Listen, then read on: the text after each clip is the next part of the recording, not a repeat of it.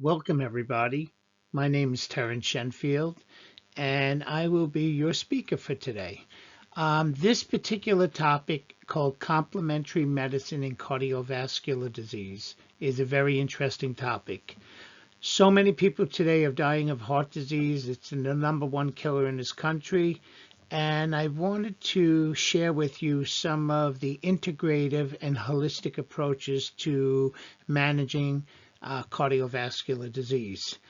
My background is I'm an education coordinator for respiratory therapy for the last 30 years. I also received a master's in complementary and alternative medicine with a focus on herbal medicine and essential oils. So I know a lot about integrative medicine, and I wanted to share this with you, and I think you'll really enjoy this presentation. Today's objectives are: I'm going to describe the role of complementary and integrative medicine in heart disease. I'm going to describe the different modalities and which one are really effective and evidence-based. I come from a background of being an education coordinator, and I come from a background like, where is the randomized controlled trials? Where is the evidence? Where is the evidence? Where are the evidence? So some other objectives: I'm going to talk a little bit about diet and exercise. I'm going to talk about the topic of functional foods, speak a little bit about herbal medicine, speak a little bit about aromatherapy, and I'm going to also describe some relaxing techniques. When you think about relaxation techniques, you got to remember there are some people who have the type A personality who cannot unwind, and as a result of that, typically they get hypertension, and this leads to a whole cascade of other issues. So what exactly is complementary and integrative health? The National Center of Complementary and Integrative Health, which is called the NCCIH, is actually funded by the NIH, the National Institute of Health. The amount of money that was spent each year in budgeting went from $20 million a year all the way up to $113 million a year to conduct research on complementary and integrative therapies that have been shown to improve the health of Americans. As you know, many of us use some form of complementary and integrative therapies. I am sure many of you out there sometimes might use some kind of meditation. You might also take some herbal supplements. I'm sure you all take a multivitamin. And there's so many different things, like garlic is good for your blood pressure. Beet juice has been shown to lower blood pressure too. Also, beet juice is used as a detoxifier. So the medical community sort of frowns upon the word complementary and alternative medicine, so they really sort of like the word integrative health. That seems to be the buzzword, and many medical centers have opened up integrative health centers. But most of the research you're going to find out there is from the NCCIH. They're well funded, and they actually conduct some very good studies. And in this particular case, we're going to talk about cardiovascular disease and different modalities used to treat it. So I have a question for you. How many Americans do you think really practice complementary and alternative medicine? And I think you'd be very surprised that 38% of all adults and 12% of all children use some form of complementary and alternative medicine. Actually, there's a budget of over $34 billion a year. A lot of manufacturers are making a ton of money with supplements and these miracle herbal remedies. And who's to say what's working and what doesn't? In regard to complementary and alternative medicine or integrative care, it seems like women predominantly use the system much more than men, and most of them are in middle age. Typically, they are better educated, they have higher incomes, and they really practice all these forms of alternative medicine. The funny part is that complementary and alternative medicine or integrative medicine is carried out in many countries in the world. For example, you have all heard of Chinese herbal medicine. Almost 60% of the country in China practice herbal medicine. In India, they have a medicine called Ayurvedic Medicine, and typically 60 to 70% of the population use these herbal remedies for care. We in the Western Hemisphere actually practice medicine from the American Medical Association. And trust me, there's a little bit of a pushback from the American Medical Association, and sometimes it's warranted. Sometimes there's some herbal remedies that can really create some harm, or you might just believe that it's going to work better than a pharmaceutical drug. So the choice is pick the right ones, pick the ones with evidence, and learn as we go along. The prevalence of cardiovascular disease is enormous. Cardiovascular disease is the leading cause of mortality in the United States for both men and women. There's approximately 600,000 deaths each year as a result of it, and that represents 1 in 4 deaths in America. The most common form of cardiovascular disease is coronary heart disease, which kills more than 400,000 people each year and costs U.S. around $110 billion each year. Some of the risk factors for cardiovascular disease is hypertension, high LDL cholesterol, smoking, diabetes, being overweight, poor diet, physical inactivity, and excessive alcohol use. Despite the growing interest in CAM for cardiovascular disease, there's very little data showing exactly how many people use it. They estimate that almost 17 to 18% of all patients out there with cardiovascular disease use some form of herbal products such as echinacea, garlic, ginseng, ginkgo biloba, or glucosamine. And they also do mind-body therapies such as deep breathing and meditation. So the use of CAM is really predominant, and most of it is focused on herbal remedies and dietary supplements. They conducted a very interesting survey at the Mayo Clinic. This was at the cardiology outpatient clinic, where they did a 17-question survey on 1,755 patients. Basically, what they were looking for to see if any of these patients were using currently or have ever used or considered using CAM therapy. CAM, complementary and alternative medicine, and also the use of dietary supplements. So if any of these patients in the survey answered yes to any of these questions, they were incorporated in the survey. And those questions were, number 1, do you suffer from angina? Number 2, have you ever had angioplasty? Or number 3, have you ever had heart stents placed? Or number 4, do you ever have chest pain that you have to use nitroglycerin? And number 5, did you ever have a heart bypass surgery? So if you answered yes to any of those 5 questions, you were incorporated in the survey. And let me show you the next slide that shows you the results of that survey. It's kind of interesting, the results of the survey. This particular slide talks to the use of dietary supplements.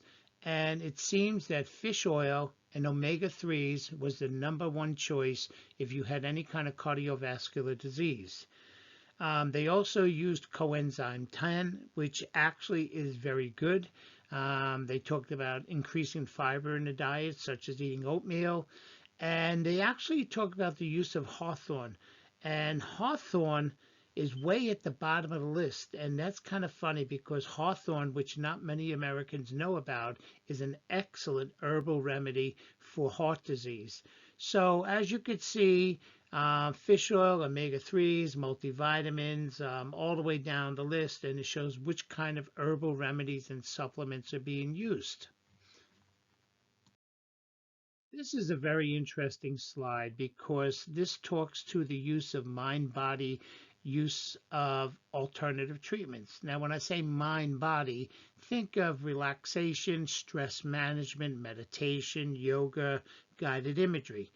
And as you could see, for those who have heart disease, relaxation techniques, stress management, meditation was, around maybe 7% of the time used. And a lot of times, these mind-body techniques can control your blood pressure. So, really it's being underserved in this population. This slide speaks to biologically based therapies. And at the top of the list comes the marine derived omega 3s. Basically, we're talking fish oil. And surprisingly, there are some big studies done on fish oil with heart disease, and they found that it's not that effective. I'm going to speak more about that a little bit later. You've heard of garlic. Garlic actually lowers blood pressure, and it is true.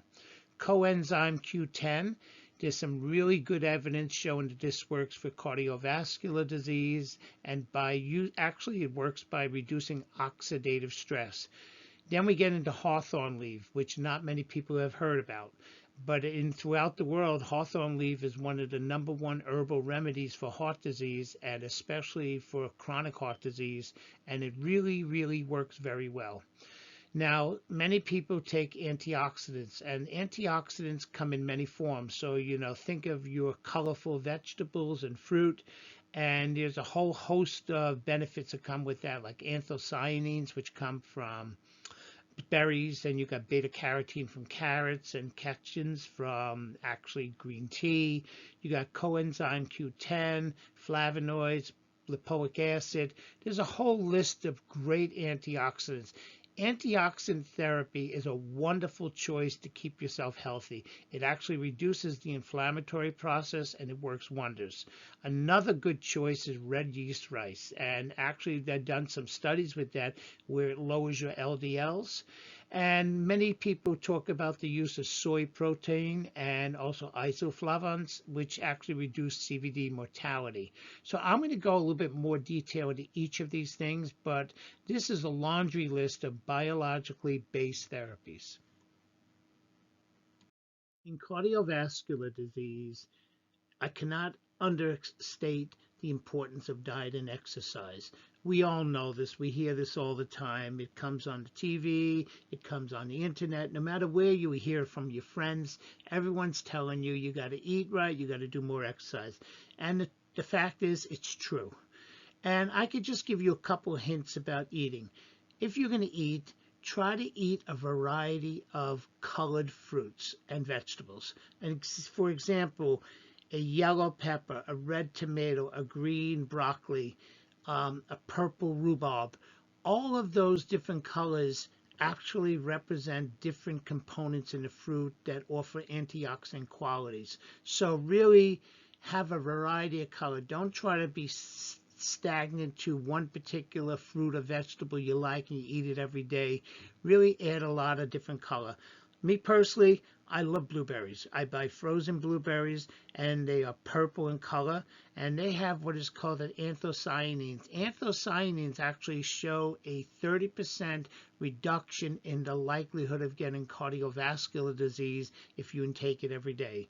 Again, you should take grain products. Oatmeal is a good choice. Not that you have to eat oatmeal 7 days a week, but oatmeal actually has a lot of fiber, and when you eat it and it goes through your intestines, all the fat that goes through your intestines actually, instead of being absorbed into your body, gets absorbed into the fibrous part of the oatmeal, and you pull it out. Eat just a normal amount of fat. Chicken, fish, even small amounts of red meat are fine. You don't need to have a 16-ounce steak. You can be very happy with a 4-ounce steak. I've been practicing that now recently in my life. In my younger day, I would probably overeat too much with my steak, but right now I'm sort of decreasing it. I think it's 1 gram for every pound you are of protein. That's what you should have. And definitely do some kind of exercise. Walk, do yoga. I like lifting weights. I lift my weights about 3 times a week. I also ski in the winter. And my problem is I love to eat too much. I got to learn a little bit more dietary control.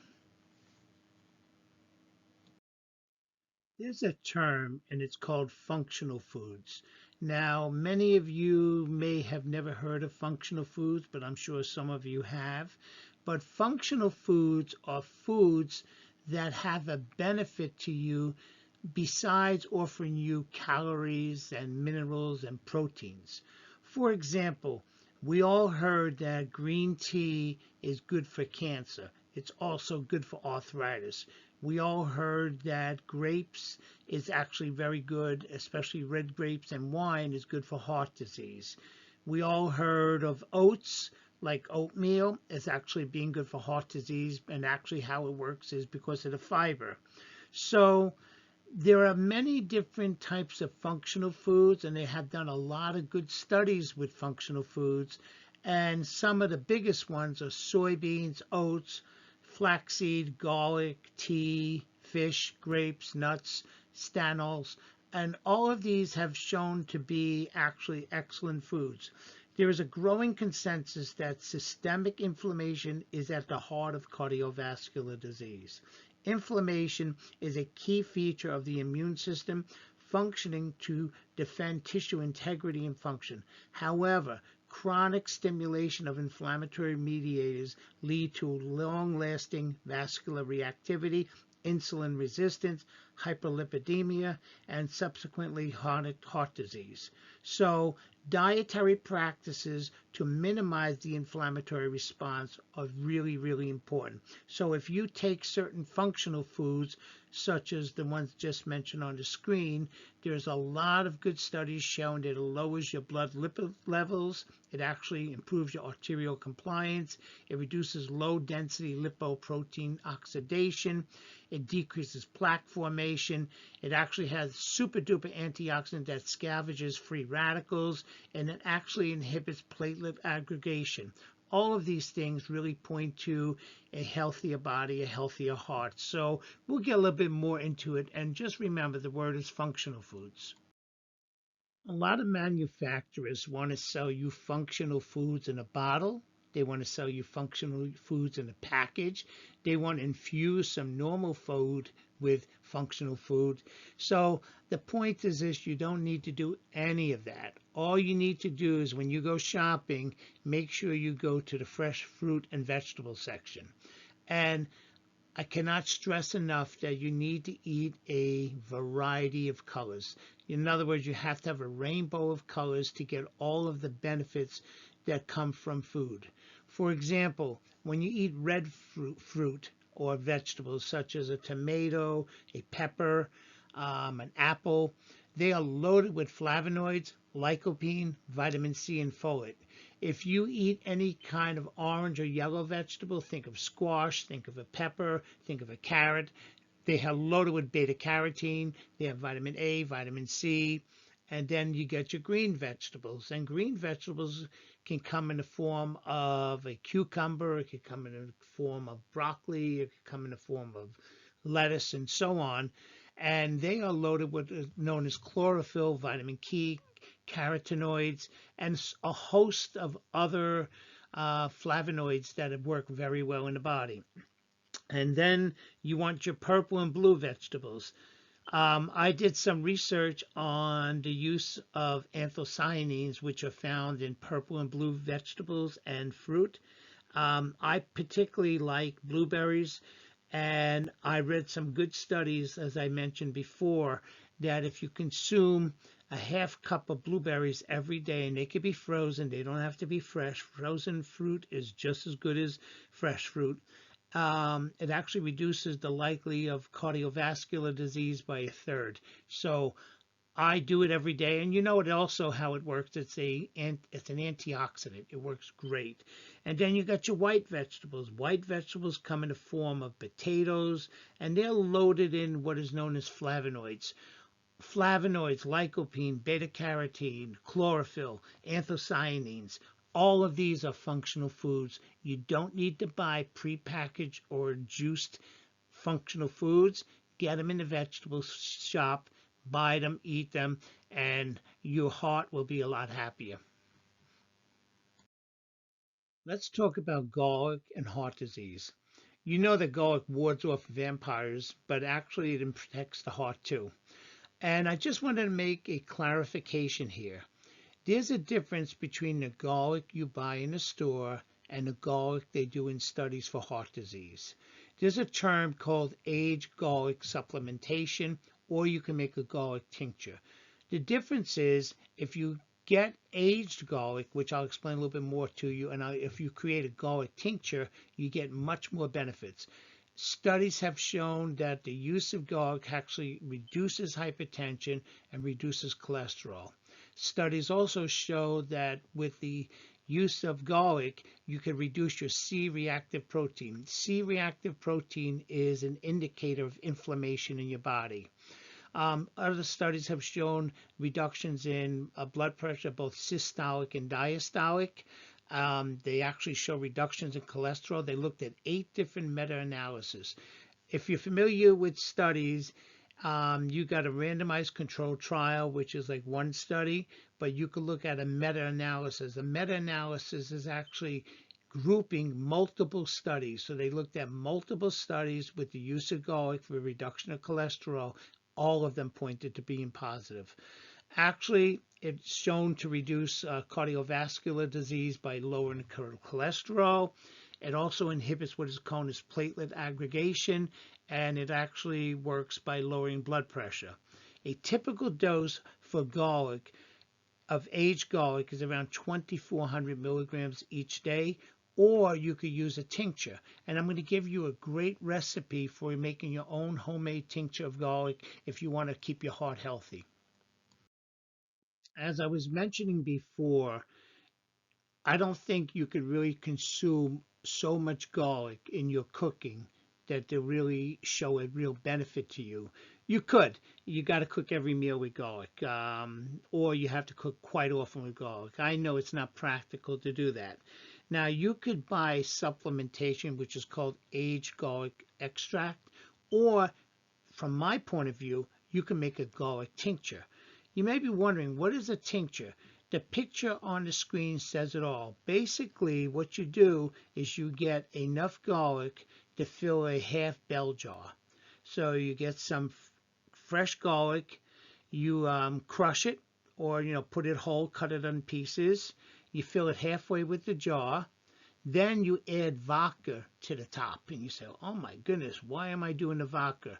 What happens with the vodka actually draws out the constituents or the chemical benefits of the garlic. So what you do is you put vodka to the top, you put a lid on it, you put it in a cabinet for 4 weeks, and like maybe every couple of days you shake the jar to mix it up.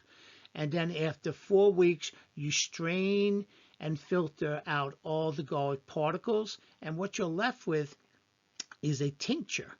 And this tincture is actually the beneficial part of the garlic. And all you need to do is take like a tablespoon in the morning, a tablespoon at night, and it will be a mixture of garlic and vodka. It's, you're not doing this for the alcohol to get drunk, but it will last up to 2 years. You should store it in a brown bottle. And the reason for the alcohol, you can't do this with water, because alcohol has the ability to extract the chemicals that are in the garlic that are really beneficial to you. So this is called a garlic tincture, and it's very simple, very inexpensive to make. As we have all heard, fatty fish is really good for the heart. And you wonder why the people in the Mediterranean region who eat a lot of fish have a low incidence of heart disease. And we extrapolated from that it's the fatty fish they eat. So as we do in America, we decide to take the oil from the fish and put it in a pill, because we are a pill society, and that we would use fish oil. And to tell you the truth, I don't have no cardiovascular disease, but I was taking fish oil myself for a number of years. And then I picked up on this study. There was a huge meta-analysis done from 2013, and I explained to you what a meta-analysis is before. And they looked at 16,000 patients, and this contained 14 randomized controlled trials. And they determined from that fish oil was not associated with a reduction in chronic heart disease, and it did have a protective effect on heart. So what it means is fish oil is not as made out to benefit as much as everything else. It could be in the Mediterranean, they do more walking, they have other foods they eat. It could be the proportions of food, but results have shown that fish oil does not exert a protective benefit with cardiovascular events. It does exert a beneficial effect in reducing death from cardiac causes and sudden cardiac death, but it's not that beneficial. And they actually felt that the intake of fresh fish is better than taking a pill. So I think we got to get away from that pill society that we want to take a pill and everything's going to be better. If you want to introduce fish oil into your diet, have yourself some fish at least once or twice a week, and you'll find that you might get some benefit from that. But overall, the evidence does not support the taking of fish oil tablets. Of all the herbal remedies I'm going to tell you about today, nothing is better than hawthorn leaf for congestive heart failure. Typically, when you have heart failure, there are many drugs used to manage it, such as diuretics, beta blockers, calcium channel blockers, ACE inhibitors, and so on. All of these medications have significant side effects. So in the rest of the world, in India and China and other countries, Germany, they have been using hawthorn leaf for congestive heart failure. There are many reasons why it works. There are different diagnoses for heart disease, such as coronary artery disease, where the arteries become narrowed and restrict blood flow. Heart attack is another reason for heart failure, where the walls and muscles are damaged and the pumping mechanism is less efficient. Congestive heart failure is where the pumping of the blood is inhibited and it's not pumped out efficiently, which causes venous congestion and peripheral edema. There have been a number of trials that have shown that hawthorn had a significant benefit versus a placebo in regard to CHF. A good meta-analysis was done by Pitter, and it demonstrated very positive results of those who suffer from heart disease. So hawthorn works wonderful. There's also studies of hawthorn for hypertension. High blood pressure or hypertension is a significant risk factor for death. Blood pressure is determined by the amount of blood the heart pumps out and the resistance of the arteries to the flow. Many studies have shown that with the use of hawthorn, it increases the flavonoids. It also increased the nitric oxide synthase, which results in better walls, better release of vasodilation and lowering of blood pressure. Another benefit is the antioxidant effects of hawthorn. The protective effects of hawthorn comes in from the chemical constituents in it, and they found that the leaf of this plant actually works very powerfully as an antioxidant, and this actually reduces oxidative stress. Another benefit of hawthorn is the positive inotropic effect, which actually what that does, it improves the contractility of the heart. And as I was telling you before, it has a very strong anti-inflammatory effect, as inflammation is a very important element in heart disease. There are many risk factors that lead to inflammation of the vessels and the muscles of the heart, such as diabetes and smoking. And they found that the use of hawthorn leaf is actually very good. It actually increases the interleukin-6, which has been shown to downregulate the pro-inflammatory mediators. There's also antiplatelet aggregation effect, which means that the cells don't clump up together and you don't get no clots. And it has actually lipid-lowering effects of too. So as you can see, hawthorn leaf is a very powerful herb, has a lot of good studies. If you want to do some more research on it, I would suggest all you got to do is go to Google Scholar, and you're going to find a ton of stuff with it, and there's very little side effects. I'm not sure if you've heard of red yeast rice. Red yeast rice is typically used in actually Chinese herbal medicine as well as culinary. They actually cook with it. It has a long history of lowering cholesterol and lowering lipids. The funny part about red yeast rice is that it contains this chemical called monocolin K, which has the exact same structure as a statin. So actually this medication or this red yeast rice actually has the same molecular structure as a statin and actually has the same type of impact on cholesterol. Studies have shown that red yeast rice can reduce serum LDL levels by 10 to 33%. But the problem with this is because there's no FDA regulation of it, the consistency of the product can vary from one manufacturer to another. Another problem with that is that it contains this thing called citrulline, and citrulline has been linked to kidney failure. The FDA actually considers red yeast rice as a drug and not a supplement, and the typical dosage of red yeast rice is around 1,200 milligrams BID. So this is an effective use of this particular plant, and it's actually used to lower cholesterol and LDL levels. But sometimes, like I said, the products vary in consistency from one manufacturer to another. In Asian populations, there's a lower risk of heart disease and stroke.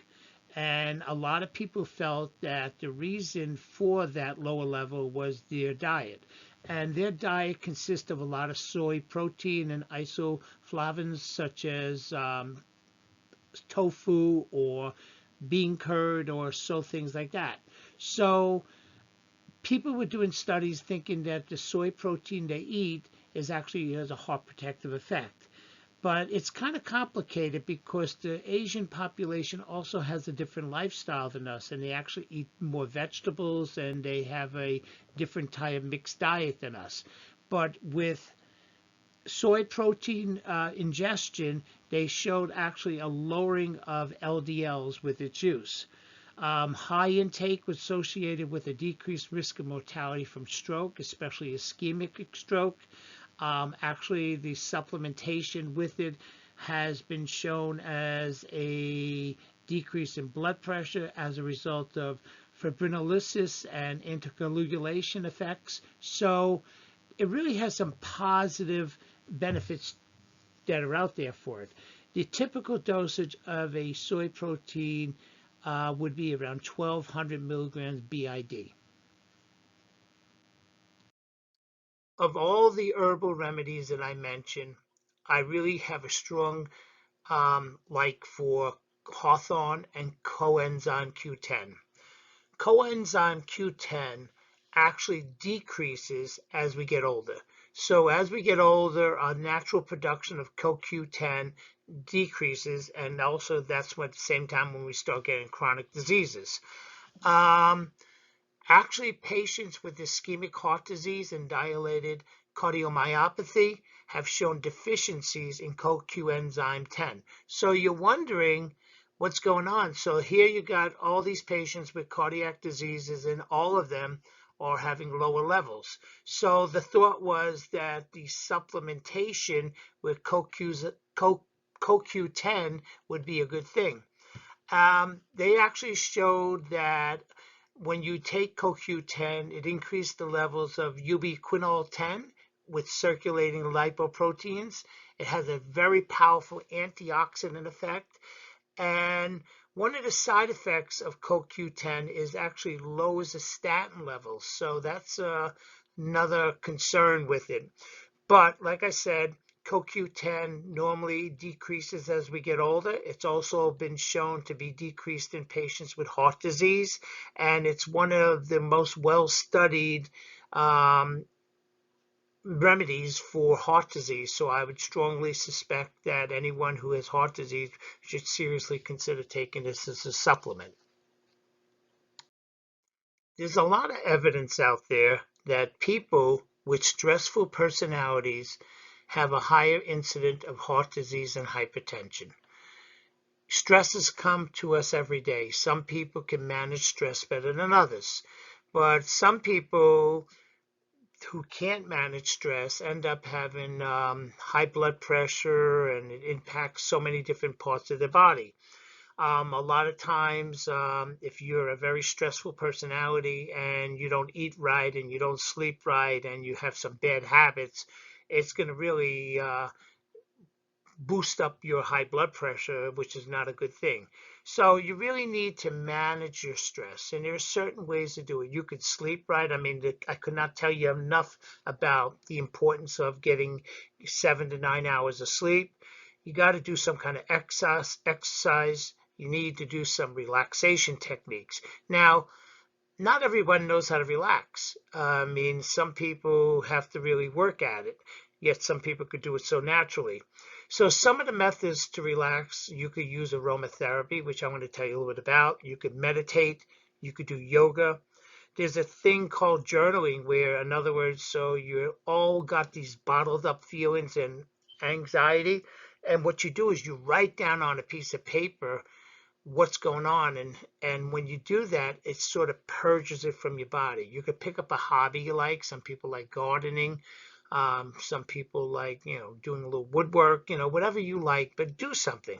And there's another term called guided imagery. Guided imagery is basically where you put yourself, you take some deep breaths, you slow down, you're by yourself, and you put your mind in a place that you really like to be. Like me personally, I love to ski, so I can imagine myself on the top of a mountain, just overlooking the whole valley and below, and it just puts me in a great place.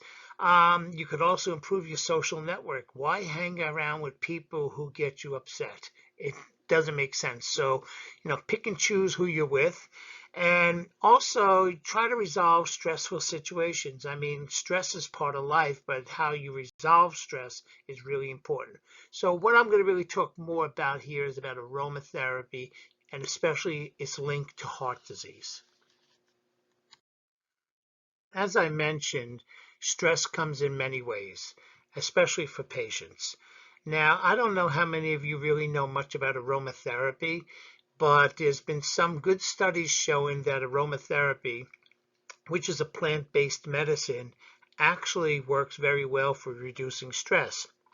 Aromatherapy will not replace a valve replacement. It will not take the place of someone who needs a cardiac bypass, but aromatherapy can control stressful situations, especially with hypertension and anxiety. But certain things can impact your health. Negative emotions, stress, have a bad effect on your body. It actually puts you in a sympathetic state of mind, which increases your blood pressure. You need to be more in a parasympathetic type of state to really heal. So they've done some studies with ICU patients where aromatherapy, such as the use of lavender oil or ylang-ylang or bergamot oil, actually improved sleep quality. It reduced anxiety, and actually decreased the use of sedation. Actually decreased a tremendous amount of sedation was reduced from it. There was actually small drops in blood pressure, systolic blood pressure and diastolic blood pressure. And they did some studies with ICU patients who were going under a percutaneous coronary intervention. And obviously that's a stressful situation. And they actually benefited very well from aromatherapy. So aromatherapy can be utilized in certain settings, especially about reducing stress. And once you get home, and stress is not going to go away. We're always going to have stress. But at home, you got to find ways to relieve the stress and try to do it without chemicals. In regard to aromatherapy, I wanted to show you two types of devices that really can deliver aromatherapy. The top one is a device that costs about $30. And how it works is you take about a half cup of water, you put it in the base of that device, and then you put about 10 drops of aromatherapy, which say bergamot or lavender, and you put it in there and you plug it in. Now, the benefit of that is that you'll smell it real well, but the particle size, this should appeal to my respiratory therapist friends, the particle size there are so heavy and dense that you could see the mist, and the mist actually drops down to an area around 3 feet around the device, which means that if you're 5 feet away, you're not going to get the full benefit of it. The device on the bottom works as a aerogen neb. You've heard of the aerogen neb. It works on a piezoelectric mesh, And as a result of that piezoelectric mesh, you just put no water, it's just pure essential oil, and it vibrates at such a high frequency that it actually, you don't see the white mist, but it's dispelled in such small particles around the room, and you get a much better therapeutic effect. Some of the oils that are used for stress are bergamot, melissa, rose, Roman chamomile, lavender. All of these oils are wonderful for reducing stress, but what you want to do is avoid oils like rosemary oil and peppermint oil, which actually has a stimulant effect. Now, if you want to study for an exam, rosemary and peppermint are great for you. If you have a headache, peppermint oil is good for you. But under stressful conditions, bergamot, rose, melissa, sweet marjoram, they're all the best oils you could do. And lavender is the most studied oil, and it's the least expensive. So consider that too. I wanted to further this conversation, tell you a little bit about whole body medical systems. When you think about whole body medical systems, think of Chinese herbal medicine, but in India, they derived their own particular medicine called Ayurvedic medicine. It's very similar to Chinese herbal medicine, but it actually encompasses mind, body, spirit. And ask anyone from India, they all know about Ayurvedic medicine. As I said earlier, Ayurvedic medicine is still practiced in India today. In regard to heart disease, there are three major herbs that have been shown to be very promising. There's probably more, but with my research, I found these three. And one of them is called Terminala Arjuna. This is good for congestive heart patients. They actually did some clinical trials with this and actually worked very well. Another one is Gukalu. Gukalu is a cholesterol controlling medication. That's not I take the word, it's not medication, it's actually an herbal remedy. And finally, we all heard of turmeric. Turmeric is a wonderful herb that actually has very high potent anti-inflammatory qualities to it, and actually it has what is known as lipid reducing qualities. When you think of turmeric, you can really make the tincture with turmeric. You remember my showing you how to make a garlic tincture? You can actually make a turmeric tincture. This way you get the root of the turmeric plant and you put it in alcohol, and it really works very good as for an anti-inflammatory qualities and also lipid reducing. There's a thing called Shirahara, and Shirahara is basically the picture on the left where they take a medicated oil and they put you in the supine position and they drop this oil on your forehead or your third eye, and this is supposed to elicit some great responses and relaxation that goes along with whole body medical systems. If you're interested in Indian medicine, I'd suggest you read a little bit about Ayurvedic medicine. It's a really well practiced medicine. I practice this myself. Another type of whole body medical systems is yoga. Again, this is derived from India, and Hatha yoga is the most common that is practiced in the United States. And basically it encompasses three different things: in exercises, physical exercises and postures, breathing techniques, and concentrating and thinking, such as meditation. So it encompasses exercise, breathing, and meditation. And I think that if anybody who goes to this extent and does physical exercises and does breathing and concentrates with meditation, they're probably controlling their diet.